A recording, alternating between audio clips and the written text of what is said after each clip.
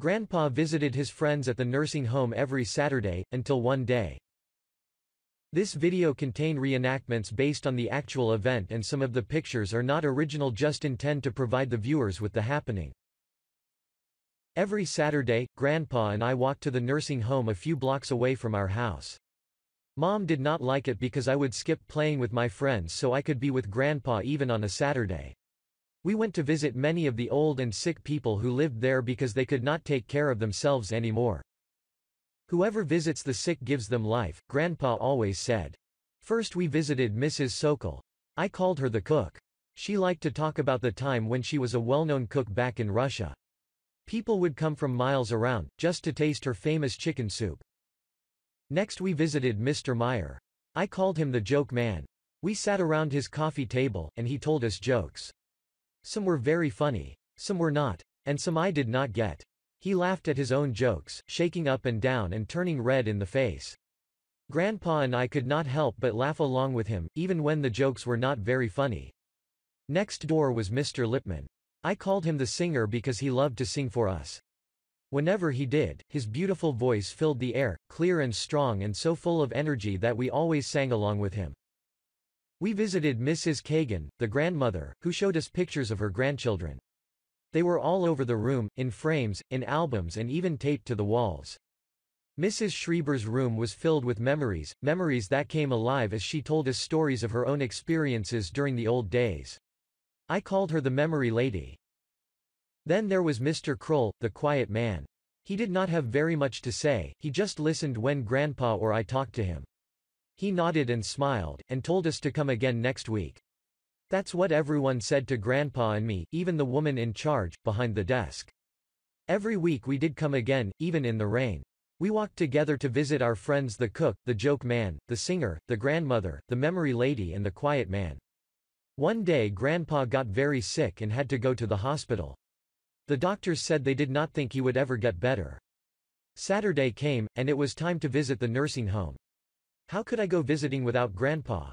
Then I remembered what he once told me: nothing should stand in the way of doing a good deed. So I went alone. Whoever visits the sick gives them life. Everyone was happy to see me. They were surprised when they did not see Grandpa. When I told them that he was sick and in the hospital, they could tell I was sad. The cook went on to reveal some of her secret ingredients. The joke man told me his latest jokes. The singer sang a song especially for me. The grandmother showed me more pictures. The memory lady shared more of her memories. When I visited the quiet man, I asked him lots of questions. When I ran out of questions, I talked about what I had learned in school. After a while, I said goodbye to everyone, even the woman in charge, behind the desk. "Thank you for coming," she said. "May your grandfather have a complete recovery." A few days later, Grandpa was still in the hospital. He was not eating, he could not sit up and he could barely speak. I went to the corner of the room so Grandpa would not see me cry. My mother took my place by the bed and held Grandpa's hand. The room was dim and very quiet. Suddenly the nurse came into the room and said, "You have some visitors." "Is this the place with the party?" I heard a familiar voice ask. I looked up. It was the joke man. Behind him were the cook, the singer, the grandmother, the memory lady, the quiet man and even the woman in charge, behind the desk. The cook told Grandpa about all the great food that she would cook for him once he got well. She had even brought him a hot bowl of homemade chicken soup. "Chicken soup? What this man needs is a pastrami sandwich," said the joke man as he let out one of his deep, rich laughs. Everyone laughed with him. Then he told us some new jokes. By the time he was finished, everyone had to use tissues to dry their eyes from laughing so hard. Next, the grandmother showed Grandpa a get well card made by two of her granddaughters. On the front of one card was a picture of a clown holding balloons. "Get well soon" was scribbled in crayon on the inside. The singer started singing, and we all sang along with him. The memory lady told us how Grandpa once came to visit her in a snowstorm, just to bring her some roses for her birthday. Before I knew it, visiting hours were up. Everyone said a short prayer for Grandpa.